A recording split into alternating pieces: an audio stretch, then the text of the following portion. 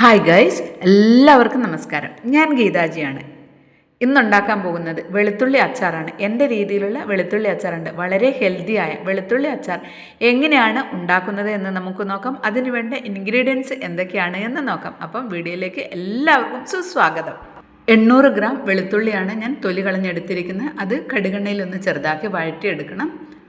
അപ്പം നന്നായി ഇതൊന്ന് വഴറ്റിയെടുക്കാം. അതിനാവശ്യമായ എണ്ണ മാത്രം മതി. വെളുത്തുള്ളി വഴറ്റുന്ന സമയത്ത് അല്പം ഉപ്പും കൂടെ ചേർത്ത് കൊടുത്താൽ നന്നായിട്ട് പെട്ടെന്നൊന്ന് വഴണ്ട് കിട്ടും. ഇങ്ങനെ വഴണ്ട് വരുമ്പം അതിൻ്റെ വെളുത്തുള്ളിയുടെ ഒരു പച്ച ചൊവയുണ്ടല്ലോ, അതൊക്കെ അങ്ങോട്ട് മാറി കിട്ടും. അപ്പോൾ വെളുത്തുള്ളി ഞാൻ നന്നായി വഴറ്റി എടുത്തു കഴിഞ്ഞ് അതിനുശേഷം ഞാൻ എടുത്തിരിക്കുന്നത് 100 ഗ്രാം ഇഞ്ചിയാണ്. അത് അതിൻ്റെ തൊലിയെല്ലാം കളഞ്ഞ് ചെറുതാക്കി അരിഞ്ഞെടുത്തിരിക്കുന്നതാണ്. അപ്പോൾ അതും ഒന്ന് ചെറുതാക്കി വഴറ്റിയെടുക്കുക. അപ്പോൾ ആ ഇഞ്ചിയുടെ ആ പച്ച ചൊവയൊക്കെ ഒന്ന് മാറി കിട്ടണം, അതുവരെ ഇത് വഴറ്റിയെടുക്കണം. അപ്പോൾ ഇഞ്ചിയും ചെറുതാക്കി വഴറ്റിയെടുത്തു കഴിഞ്ഞു.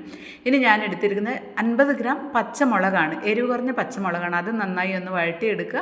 അപ്പം നമുക്ക് വേണ്ട മെയിൻ ഇൻഗ്രീഡിയൻസ് എല്ലാം നമ്മൾ വഴറ്റിയെടുത്തു കഴിഞ്ഞു. ബാക്കി അല്പം എണ്ണയുണ്ട്, അതിലേക്ക് വീണ്ടും ആവശ്യമായ എണ്ണ കൂടി ഒഴിച്ചു കൊടുക്കുക. ഒരു 3-4 ടീസ്പൂൺ എണ്ണ കൂടി ഒഴിച്ചു കൊടുക്കുക. അതിലേക്ക് ഞാൻ ഒരു 1.5 ടേബിൾ സ്പൂൺ കരിഞ്ജീരകമാണ് എടുത്തിരിക്കുന്നത്. എണ്ണ നന്നായി ചൂടായതിനു ശേഷം സ്റ്റൗ ഓഫ് ചെയ്യുക.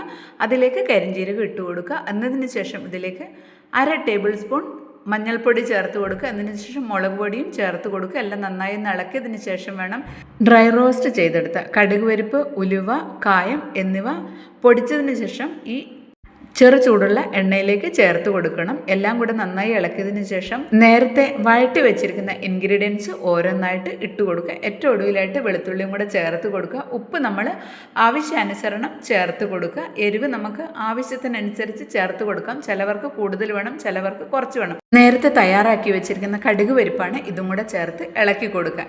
ഈ വെളുത്തുള്ളി അച്ചാർ ഞാൻ തയ്യാറാക്കുന്നത് വിനാഗിരി ചേർത്തിട്ടല്ല, പകരം ചെറുനാരങ്ങ നീര് ചേർത്തിട്ടാണ് ഉണ്ടാക്കുന്നത്. ചെറുനാരങ്ങ നീര് എടുക്കുന്നതിന് വേണ്ടി ഞാൻ 15 ചെറുനാരങ്ങയാണ് എടുത്തിരിക്കുന്നത്. അത് 2ആക്കി പിളർന്നതിന് ശേഷം അതിൽ നിന്നും 1/4 ഭാഗത്തോളം നമുക്ക് നീര് എടുക്കാവുന്നതാണ്. അതിൻ്റെ തൊലി പിന്നീട് നമുക്ക് അച്ചാർ ഉണ്ടാക്കുന്നതിനായിട്ടും ഉപയോഗിക്കാവുന്നതാണ്. അതുകൊണ്ട് തന്നെ തൊലി നമ്മൾ കളയേണ്ട ആവശ്യമൊന്നുമില്ല.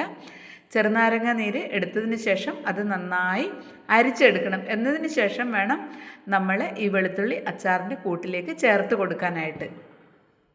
2 ടേബിൾ സ്പൂൺ ചെറുനാരങ്ങയുടെ നീര് ഞാൻ ബാക്കി വെച്ചിട്ടുണ്ട്. കാരണം ഞാൻ ചെറുനാരങ്ങയും കൂടെ ഇതോടൊപ്പം അതിൻ്റെ തൊലിയുണ്ടല്ലോ, അതും കൂടെ അച്ചാറിട്ട് എടുക്കുന്നുണ്ട്. എല്ലാം കൂടി ഒന്ന് നന്നായി ഇളക്കി ചേർക്കുക. എന്നതിന് ശേഷം ഇതിലേക്ക് നമ്മൾ അല്പം, ഏകദേശം 1 ടേബിൾ സ്പൂൺ പഞ്ചസാര കൂടി ചേർത്ത് കൊടുക്കണം. Tasty and healthy garlic pickle ready.